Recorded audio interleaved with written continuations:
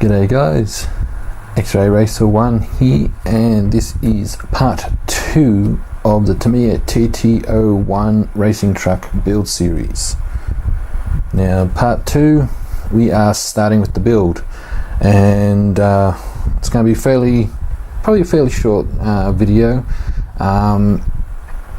This section will be concentrating on starting with the drivetrain, the transmission and motor assembly,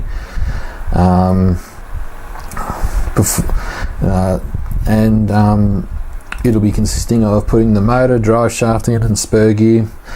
Now I'm going to have to apologize straight up if you can hear a funny whirring noise coming over the microphone.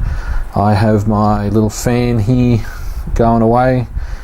Here in Australia, January, it's summertime, and I can tell you right now it's absolutely hot as balls. So I've got to have this fan going, otherwise I'm just going to be sweating all over the place. Also, when I go through this series, like any of my other series, if there are multiple of the same thing, I will do some off camera and go through you the last one of the same thing, if that makes sense. And I'll tend to sound like a parrot repeating myself, and you'll probably notice it. So what we're going to do is we'll start off with some simple stuff. Now, as I have said, I will not be using the plastic bushings and the brass bushings. They are, well, they're pointless to me, so they're over there. So we'll be needing the parts necessary. We'll need our screws, we'll need our spur gear, prop shaft and out drives.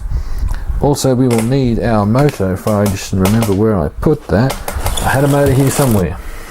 Doesn't matter, there'll be some creative editing going on. So there are some things will be sped up, and so some of the creative editing will be a little bit slap happy. So let's get started. What we'll need to do for this section here is we will start off with our spur gear assembly. So we'll need our outdrive. Now you need to pay attention to which outdrive you use for the spur gear. It's pretty foolproof. One's long, one's short. The long one has a pin hole through it, so we'll also need that little pin that I saw in there a few moments ago. Alright, so now what we'll do, another thing too, this here is for your motor. Now, it's not necessary to use this, it's just like a little bit of cardboard. I don't use it. You can use it if you want. Okay, so with our spur gear, and we will also need our outdrive. We will put the pin through.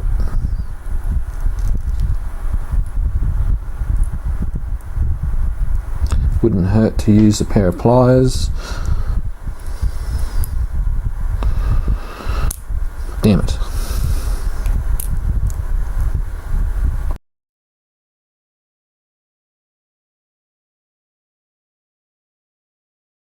That's that in. Now we'll need a bearing. Go over that. We'll put that there. Now, the kit comes with some grease. Grease is the word.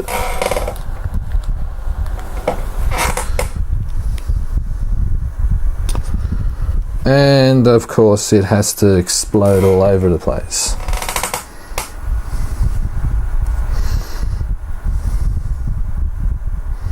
So we need to put a little bit of grease on each end of the prop shaft here.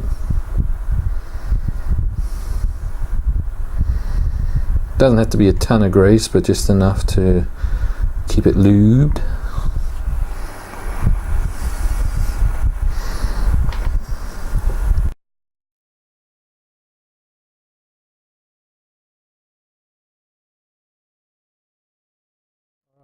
So the shaft spur gear just sits in there like that.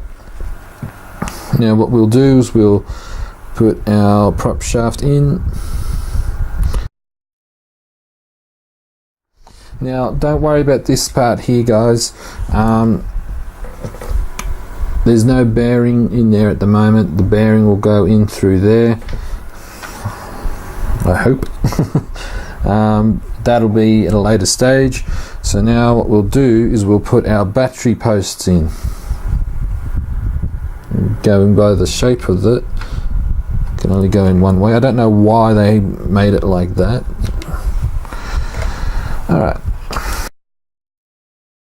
Alright, now, like a broken record, when you're doing up plastic, especially if it's a nylon style plastic, don't over tighten the screws.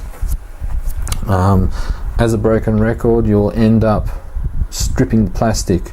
So when you're tightening it, when you feel it start to go tight, just nip it, and that's it. So now the next part is we will be putting the motor in. So ta-da! Alright, so now we got the motor, gear cover, motor, what do you call it, the motor mount. The motor mount, how it works, it actually slides into the chassis like so. Okay, so for the reference, the kit comes with a 19 tooth pinion. As I have mentioned, I will be replacing this said 19 tooth pinion with a steel one. The reason being, Tamiya make their pinion gears out of aluminium or aluminum, if for my American friends there, and so in doing so, aluminium wears out.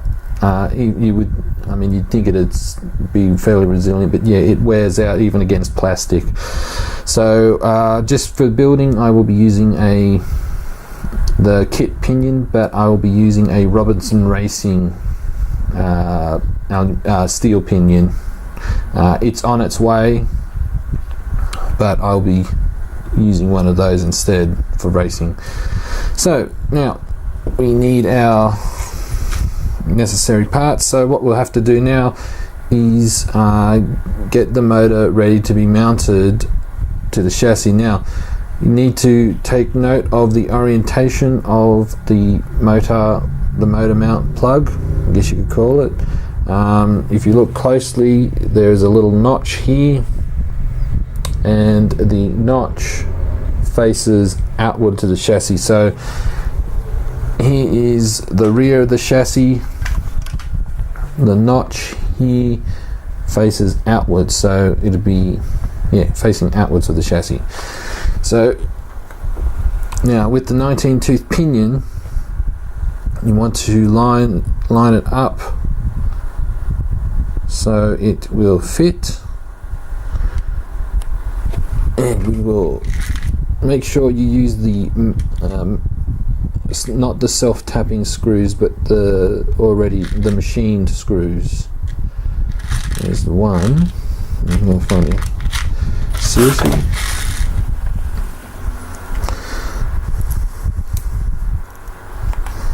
Now take note of in your instruction manual which holes on the motor mount that the motor will screw into.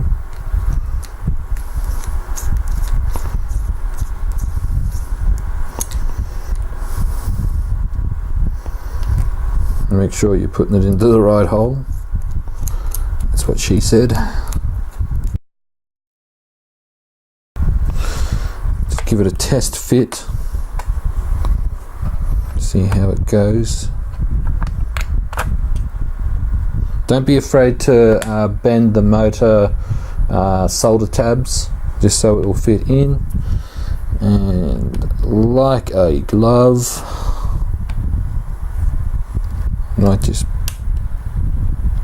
put it like that. Alright, now we will put on the motor guard, the transmission guard. And now we will screw it in. Alright guys, so that is the motor installed, the spur gear and prop shaft installed.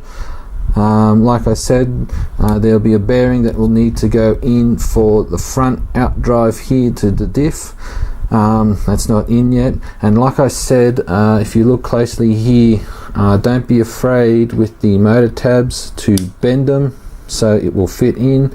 It's not going to wreck the motor, but it'll help with fitting the motor in, because there's like a little guard just here, as you can see. So that's the end of part 2. Stay tuned for part 3, where we will start with the diffs.